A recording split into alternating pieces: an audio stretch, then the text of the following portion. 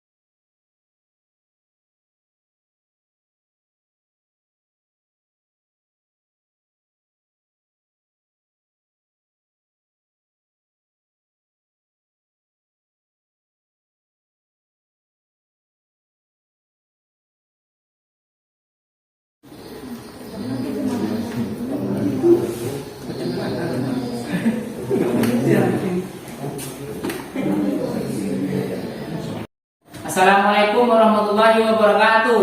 Waalaikumsalam warahmatullahi wabarakatuh. Selamat pagi dan salam sejahtera untuk kita semua. Apa kabar dan Bapak semuanya sehat? Sehat. Oke ya, jadi semoga sehat semua. Jadi sebelum pembelajaran kita mulai, alangkah baiknya kita awali dengan doa kepada ketua kelas. Silakan dipimpin doanya, Ali. Bersiap. Sebelum memulai pelajaran, marilah kita berdoa menurut agama dan kepercayaan kita masing-masing. Berdoa dimulai.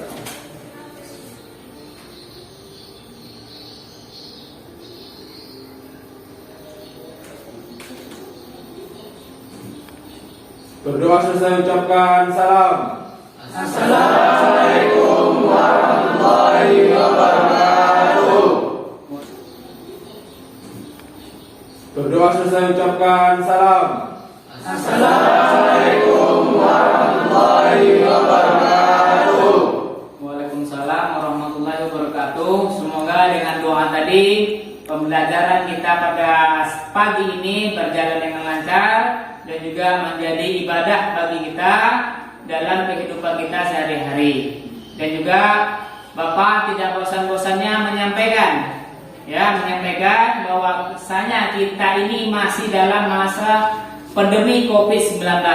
Maka tetap jaga kesehatan dengan memakai masker, ya, kalau di rumah, menjaga jarak dan sering mencuci tangan. Kemudian sering beraktivitas olahraga dan juga makan makanan sayur-sayuran.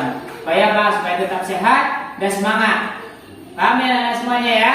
Wow. Oke, kemudian sebelumnya Bapak absen dulu ya. Coba lihat kehadirannya. Oke. Ali Kurniawan, Jadi Pak. Dela, Jonathan, Alvin, Pak. Dea, Aditya,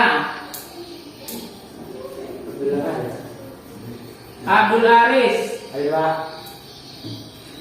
Ferdi Hasim, Ardi Adi, Budi Dipandra, Gunawan, Angga, Ayu. Oke, hadir semua, Bapak sehat ya. Jadi untuk menumbuhkan rasa nasionalisme kita, mari kita berdiri semuanya untuk menyanyikan lagu dari Sabang sampai Merauke. Ya. Oke, 1, 2, 3. Dari Sabang sampai Merauke, berdaya pulau-pulau, sambung menyambung menjadi satu, itulah Indonesia. Indonesia tanah airku, aku berjanji padamu, menjunjung tanah airku Indonesia. Duduk.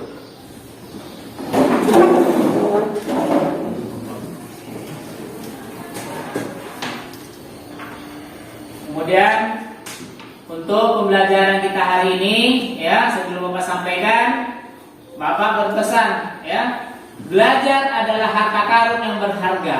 Kenapa dengan demikian? Karena ilmu yang kita dapat dari belajar itu akan mengikuti pemiliknya. Ya, jadi ingat ya, harta karun belajar ya, belajar tadi adalah harta karun yang berharga. Kenapa? Karena dia mengikuti pemiliknya. Jadi apa ilmu yang kita dapat hari ini, yang menikmatinya adalah diri kita. Kemudian begitu juga dengan pembelajaran kita hari ini ya. Pembelajaran kita hari ini yaitu mengenai pelestarian lingkungan hidup ya, pelestarian lingkungan hidup. Kenapa dengan demikian? Karena sebelumnya kita sudah belajar tentang K3 ya, keselamatan dan kesehatan kerja. Coba anak Bapak yang masih ingat pembelajaran kita dahulu, yang masih ingat dulu waktu sebelumnya apa? Coba angkat tangan yang bisa. Silakan. Dari kelompok 1 silakan. Pak, Ya. mengenal alat-alat perlindungan kerja. Ya, betul sekali ya, mengenali jenis-jenis alat pelindung diri. Ya, silakan siapa lagi? Ayo cepat.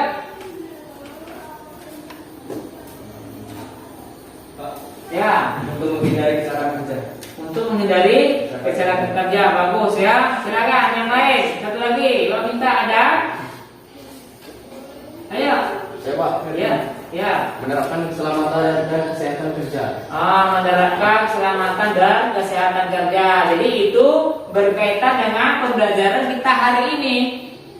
Ya, setiap kita menggunakan alat ya dan mesin tentunya dalam kehidupan kita, khususnya di bidang pertanian, itu akan berhubungan dengan alam ataupun lingkungan kita. Begitu juga dengan materi kita hari ini, itu pelestarian lingkungan hidup. Oke, kemudian pelestarian lingkungan hidup ini kompetensi dasar kita yaitu menerapkan pelestarian lingkungan hidup, kemudian melaksanakan pelestarian lingkungan hidup. Dan tujuan pembelajaran kita pada hari ini yaitu yang pertama, peserta didik dapat menerapkan prinsip pencemaran lingkungan yang benar. Kemudian peserta didik dapat menganalisis akibat atau dampak terjadinya pencemaran lingkungan. Kemudian peserta didik dapat menganalisa, mengelola sumber daya dan mengelola limbah dengan teliti. Kemudian peserta didik dapat melaksanakan pelestarian lingkungan hidup dengan tepat. Dan yang terakhir, peserta didik dapat memproduksi, mengelola sumber daya dan mengelola limbah dengan tanggung jawab. Itu tujuan pembelajaran kita pada hari ini. Kemudian sistem penilaian kita ada penilaian sikap, penilaian sikap, belajar diskusi, tugas. Nah, kemudian ada pengetahuan, ada tes dan ada non tes, dan juga keterampilan. Keterampilan ini adalah kita melaksanakan praktek. Nah, gitu ya. Jadi sekarang untuk menyemangati kita pada pagi ini, kita lihat dulu ya nak ya. Oke, silakan berdiri semuanya, biar semangat. Oke, semangat ya.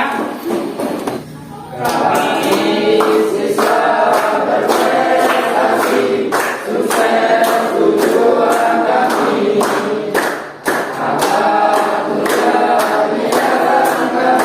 SMK hebat, SMK bisa. Oke, tepuk tangan untuk kita.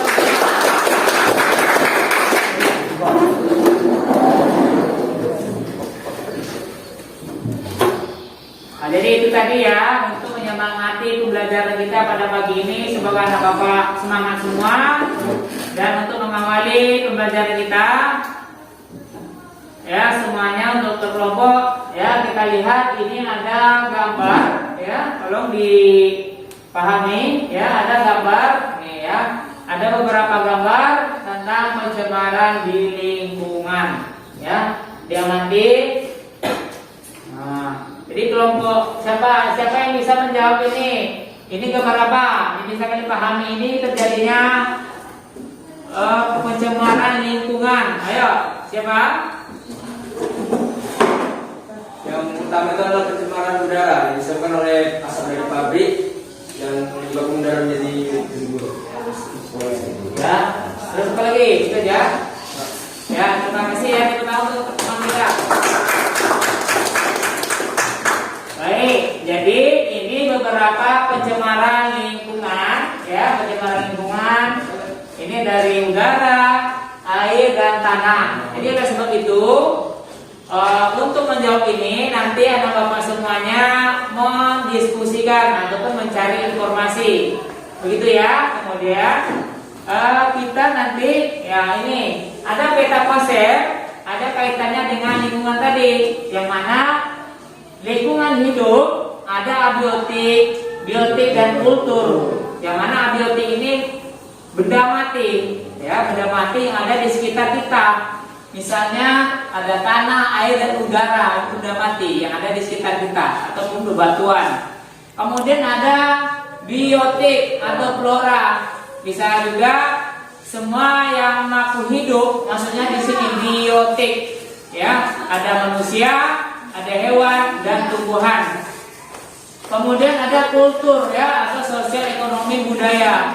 Sosial ekonomi budaya ini adalah merupakan interaksi antara manusia satu dengan yang lain. Misalnya bapak dengan anak bapak sekalian di sini, itu namanya sosial budaya, adanya interaksi. Kemudian terjadilah namanya ekosistem. Ekosistem ini kaitannya adalah antara makhluk hidup dengan lingkungan benda mati tadi. Nah, air udara yang saling berkaitan dan juga saling membutuhkan. Jadi tugas anak bapak kelompok yang sudah bapak bagikan kelompok 1, kelompok 2 dan kelompok 3. Jadi tugasnya adalah didiskusikan mengenai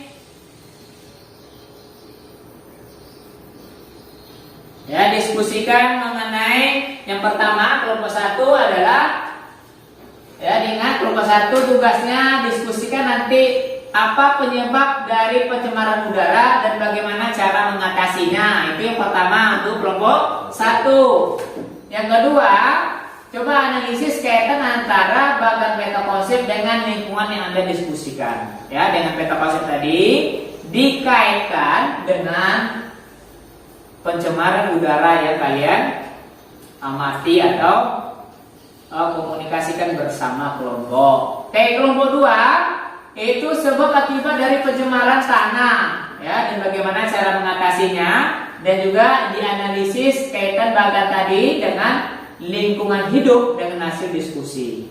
Ya, kelompok 2, kelompok 3 ini akibat dari pencemaran air dan bagaimana cara mengatasinya, dan juga dikaitkan dengan bagan peta konsep dengan hidup dan yang sudah didiskusikan. Sampai di situ ada pertanyaan, paham ya?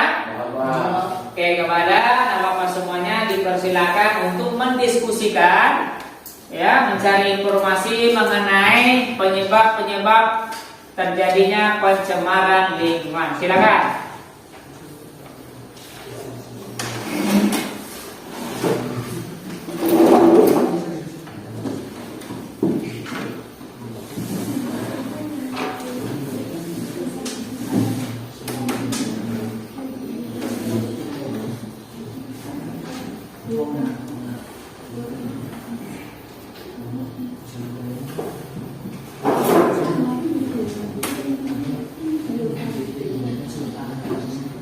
Jadi pencemaran lingkungan yang dicari itu sesuai dengan yang disampaikan tadi. Kemudian dicari dia cara mengatasinya dan cara apa penyebabnya tadi, ya.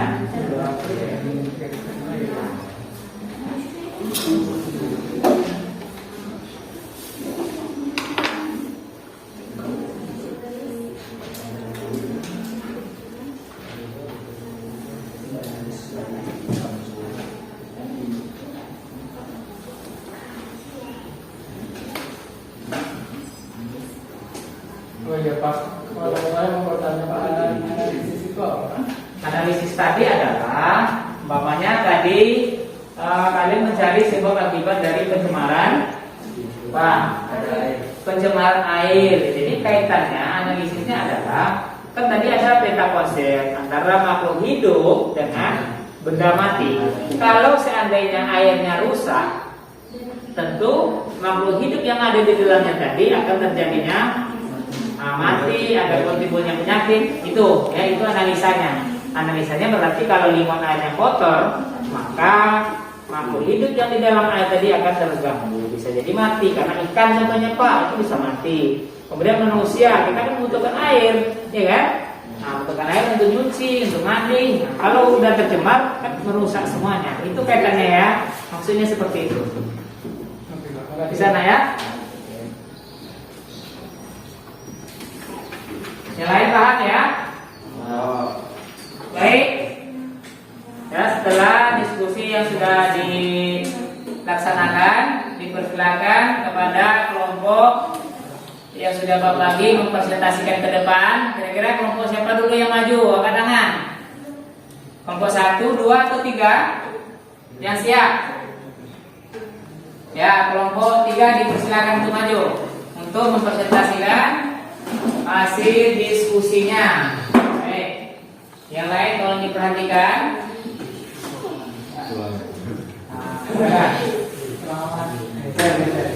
Oke, dimulai. Silakan.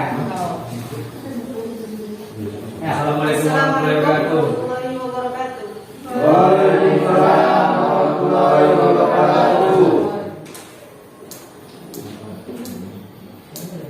Kami dari kelompok 3 akan menyampaikan hasil diskusi kami. Silakan. Tunggu.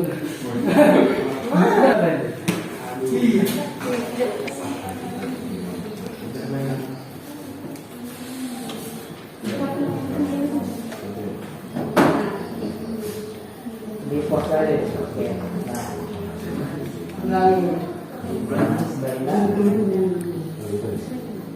Baiklah, kami akan menjawab pertanyaan soal nomor 3, yaitu sebab akibat pencemaran air dan cara mengatasinya.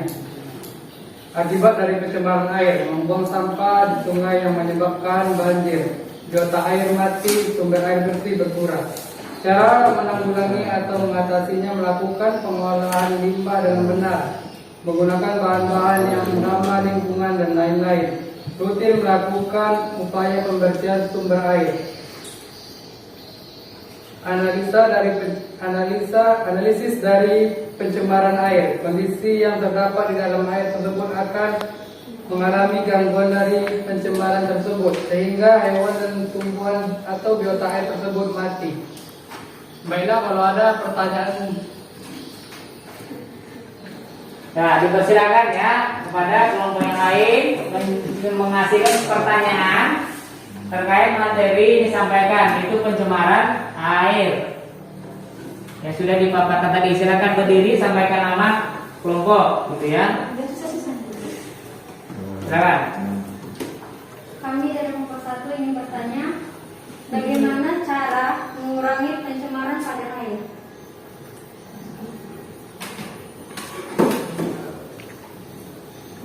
Ya, silakan. Dijawab. Cara mengurangi pencemaran pada air yaitu dengan mendaur ulang lagi sampah yang terdapat di air tersebut, menggunakan deterjen rumah tangga sebaik mungkin agar tidak terjadi pencemaran air yang berlebihan. Gimana? Ya, bisa dipahami bahwasanya pencemaran air ya disebabkan oleh apa, bagaimana cara mengatasinya, yaitu tadi kita membuat beberapa tempat sampah ya, dan juga memberikan pemahaman kepada masyarakat agar tidak membuang sampah di sungai. Oke, silakan kelompok yang berikutnya, ada pertanyaan, silakan. Ya, berdiri, sampaikan nama kelompoknya. Saya mau bertanya dari kelompok 2. Apa penyebab pencemaran air? Oke, salah satu penyebabnya pembuangan limbah berlebihan, membuang sampah dan lain sebagainya.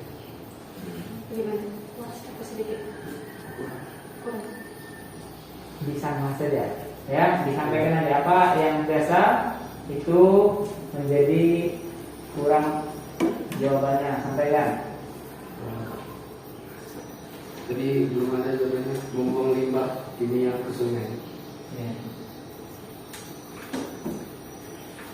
Jadi itu ya, itu penyebab yang disampaikan oleh pertanyaan dari kelompok 2 ke kelompok 3. Mengenai apa tadi? Tentang pencemaran air ya. Pencemaran ini banyak macamnya. Di samping dari sampah ada juga pembuangan limbah. Yang terjadi di daerah kita ada ya. Dulunya ada pembuangan limbah ke sungai ataupun ke tempat pemukiman kadang bocor apanya. Tanpa penampungan limbahnya itu berakibat terhadap lingkungan, terutama lingkungan air. Yang hidup air apa? Ikan. Oke. Baiklah, lebih dan kurang kami mohon maaf. Kami sudahi. Wassalamualaikum warahmatullahi wabarakatuh. Waalaikumsalam warahmatullahi wabarakatuh.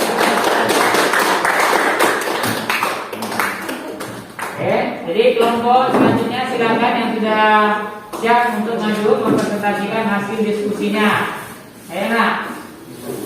Berapa dulu kelompok 1 silakan. Kelompok yang lain diperhatikan teman-temannya yang maju ke depan. Ya. Assalamualaikum warahmatullahi wabarakatuh. Waalaikumsalam warahmatullahi wabarakatuh.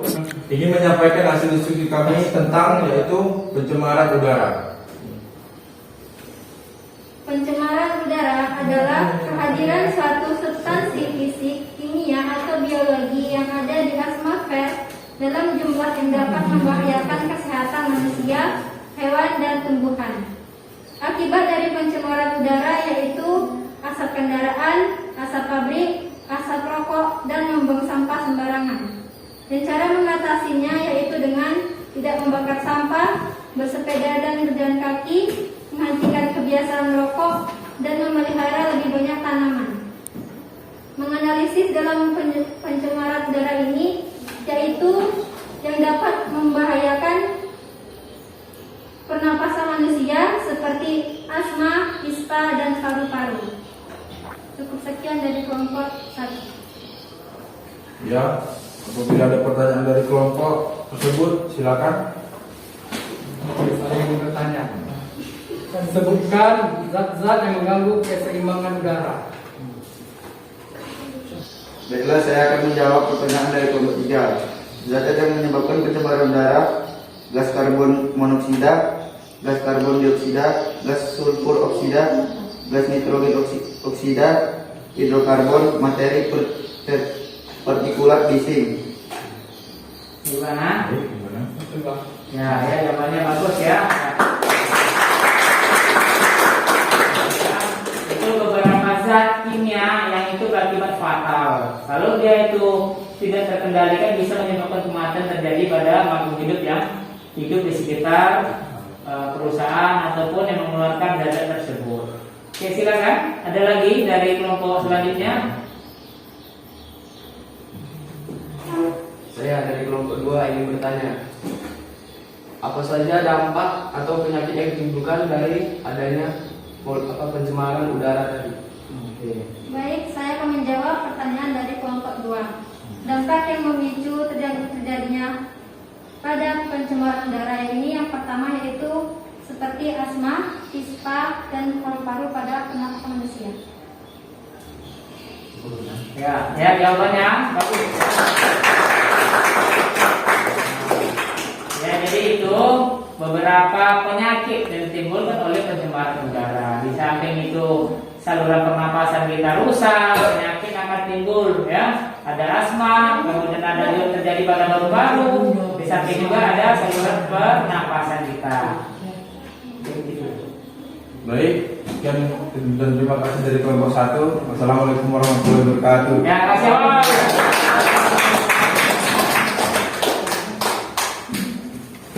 Terus ya, berikutnya.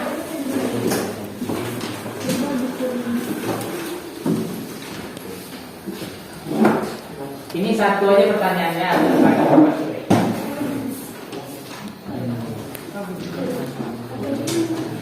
Ya, siapa yang moderatornya, siapa yang bacanya?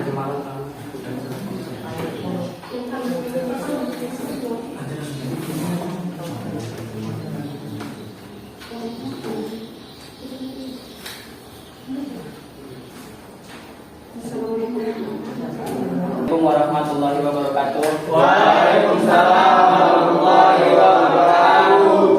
Baiklah, kami dari kelompok 1 akan kelompok 2. Dua. Di tengah-tengah kan dua ya. Belakang gitu. Assalamualaikum warahmatullahi wabarakatuh. Waalaikumsalam warahmatullahi wabarakatuh. Kami dari kelompok 2 akan menyampaikan hasil diskusi kami yaitu tentang pencemaran tanah. Pencemaran tanah, penyebabnya yaitu penggunaan pestisida berlebih, kebiasaan menimbun sampah, dan tumpahnya limbah kimia beracun ke tanah secara berlebihan. Akibatnya tanah menjadi tidak subur, lingkungan menjadi tercemar dan kotor. Cara mengatasinya yaitu mengurangi penggunaan pestisida berlebih, mengurangi kebiasaan menimbun sampah. Yang terpenting adalah membuat bangsa yang di sekitar lingkungan tersebut menjadi sadar bahwa pentingnya kebersihan. Analisis dari pencemaran tanah. Manusia, hewan, dan tumbuhan menjadi tidak nyaman atau tidak bisa berkembang di tanah yang sudah tercemar. Sekian.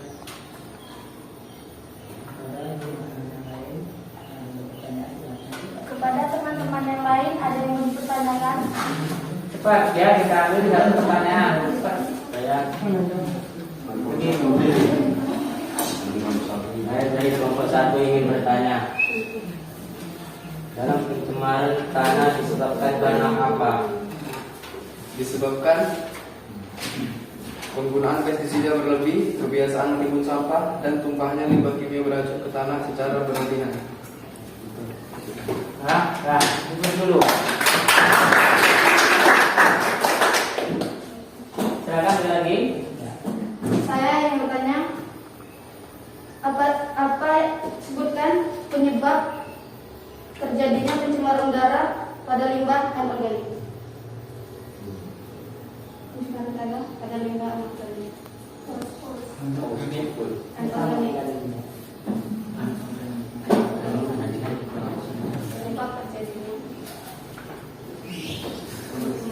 Tanah banyak disebabkan oleh limbah anorganik, contohnya plastik, logam, kaca, kain, pestisida, kimia.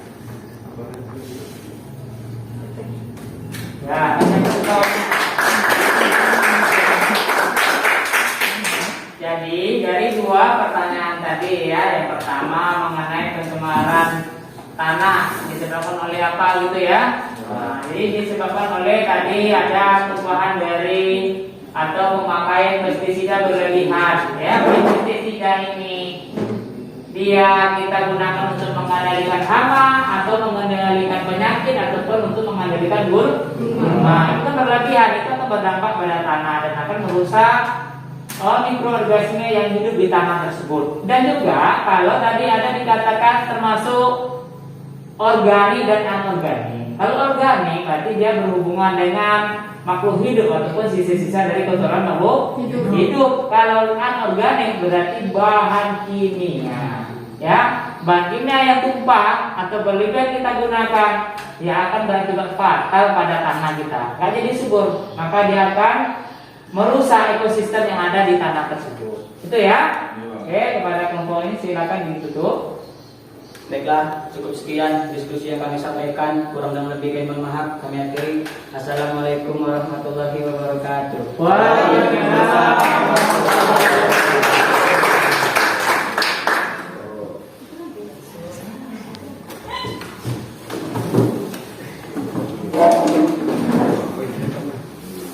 Jadi dari hasil diskusi yang sudah dipaparkan tadi ya dari beberapa kelompok dapat kita mengambil beberapa kesimpulan terkait pencemaran lingkungan ya. Coba kita ambil kesimpulan tentang ini, diskusi kita dulu ya. Coba dari kelompok 1, apa yang bisa diambil dari hasil diskusi kita tadi? Silakan.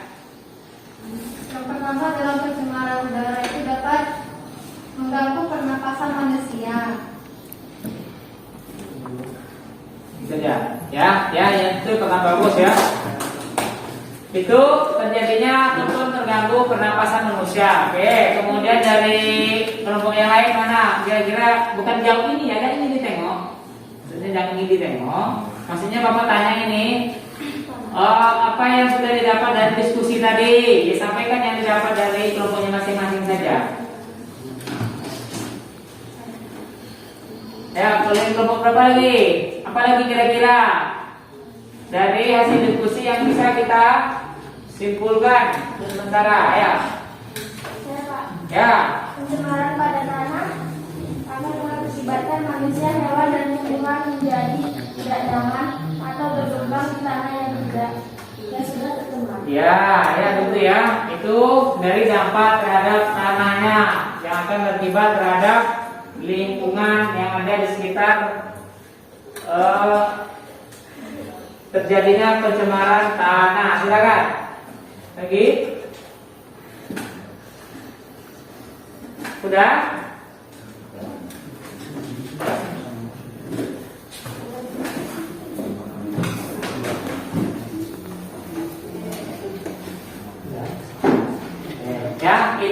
Itu beberapa yang kita ambil terkait hasil diskusi yang mana kita bisa mengetahui beberapa pencemaran lingkungan, baik dari pencemaran udara, pencemaran air, dan pencemaran tanah. Nah, itu kita dapatkan tadi, sudah kita diskusikan. Ya, kemudian sekarang kira-kira apa pemahaman anak Bapak dari pembelajaran kita terkait pelestarian lingkungan? Ya, coba kalau minta siapa yang bisa untuk memahami, mendalami apa yang sudah kita pelajari sekarang. Ini apa penyebab pencemaran udara, air, dan tanah? Salah satunya coba siapa? Angkat tangan, berdiri, sampaikan. Ayo, cepat. Siapa yang bisa menjawab? Pemahamannya? Nih, penyebab pencemaran udara, air, dan tanah. Yang berdiri. Penyebab pencemaran udara, asap pabrik yang menyebabkan paru-paru sakit. Ya. Yang kedua, pencemaran tanah. Itu akibat dari sampah dan lain-lain. Yang ketiga, air. Itu dari alam maupun dari manusia. Dan dari alam itu datang longsor, dan dari manusia adalah sampah yang menunggu di sungai. Baik, terima kasih bagus ya. Jadi dari pemahamannya ya bagus untuk Angga yang sudah menjawab dengan benar bahwasanya penyebab-penyebab pencemaran lingkungan baik udara, air dan tanah itu dan apa? Itu ada di faktor alam dan ada juga dari faktor manusianya. Itu ya. Kemudian kita masuk ke pemateri selanjutnya tentang konsep greenhouse ya. Konsep greenhouse atau konsep green school ya. Sekolah hijau. Nah, untuk memahami ini sekolah hijau itu kan sekolah yang Kokmikma dengan program integrasi lingkungan sekolah ya, lingkungan dalam aktivitas sekolah sebagai menjadi wahana implementasi dari nilai-nilai pendidikan, karakter dan juga seluruh mata pelajaran menjadi lebih bermakna. Artinya lingkungan sekolah yang bersih, lingkungan sekolah yang hijau, semua pembelajaran kita laksanakan di sekolah ini akan terasa indah, nyaman, sejuk lagi. Dan bisa juga kita belajar di luarnya. Itu ya konsep sekolah hijau. Nah, coba Bapak semua dilihat pengelola lingkungan sekolah ini dari gambar ini. Siapa yang bisa menelaah ini? Coba. Berdiri. Jadi sekolah hijau yang bersih terlihat rapi, baru asri, susunannya rapi. Berbeda dengan sekolah yang kotor terlihat sampah berserakan di mana-mana. Oke, bagus sekali. Gitu ya. Jadi ini bisa kita melihat ya, sekolah ini adalah sekolah yang hijau. Sekolah yang ditata dengan baik, ditanami tanaman-tanaman yang sesuai dengan kondisi sekolah. Jadi sekolah itu tampak indah, kita pun belajar nyaman. Dibandingkan sekolah yang kotor, tidak ada tamannya, tidak ada pepohonan yang hijau, kita menjadi risih belajarnya. Ya, itu permasalahan antara sekolah yang kotor dengan sekolah yang bersih. Kita tentu memilih sekolah yang bersih, yang hijau. Nah, jadi untuk mengelola sampah tadi, ini untuk mengelola sampah ini ada 4 R yang harus kita pahami bersama. Ya, ada reduce, reuse, replace, dan recycle. Itu apa? Yang tahu? Ini dia. Reduce berarti mengurangi sampah. Ya, kalau untuk mengurangi sampah ini maka ada sekarang orang membuat trash ini di stop dulu, maka dibuatlah semacam anyaman dari apa namanya nih? Bukan dari plastik, ya, dari daun pandan. Itu digunakan untuk apa? Dibuat tas. Kenapa dengan demikian? Berarti kita tidak langsung membuang ini sebagai sampah, ya kan? Kalau kita itu menjadikan plastik kresek, sampai dulu pasti dibuang. Makanya kita buat semacam kresek diganti dengan tas. Nah, kan tas kita nggak langsung buang, itu dipakai berkelanjutan. Itu cara kita untuk mengurangi sampah. Itu namanya reduce. Kemudian dilihat ini reuse, ya, kita memanfaatkan ulang. Memanfaatkan ulang ini kita menggunakan benda-benda yang sudah dibuang menjadi bermanfaat.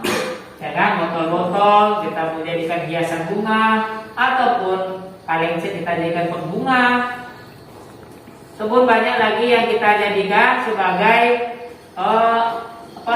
sebagai nilai jual yang bisa kita manfaatkan. Itu kemudian ada recycle atau daur ulang. Daur ulang ini berhubungan dengan kertas kertas, sampah organik ataupun sampah-sampah yang anorganik, ini bisa ya kita manfaatkan kembali ya, terutama ini sampah-sampah kertas dan ulang menjadi nilai jual, kemudian bungkus bekas menjadi aneka kerajinan, dan juga mengelola ini seperti styrofoam ataupun gabus.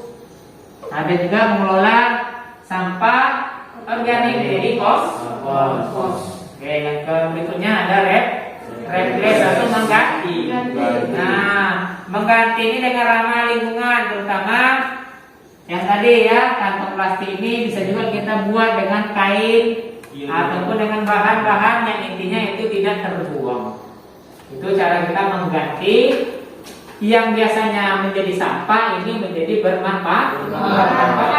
Oke, ini contoh ya. Nah, Bapak tahu nih ya, ini semuanya perlengkapan dari sampah. Ini contoh daur ulangnya, mau jadi tas, mau tutup tempat minum kita.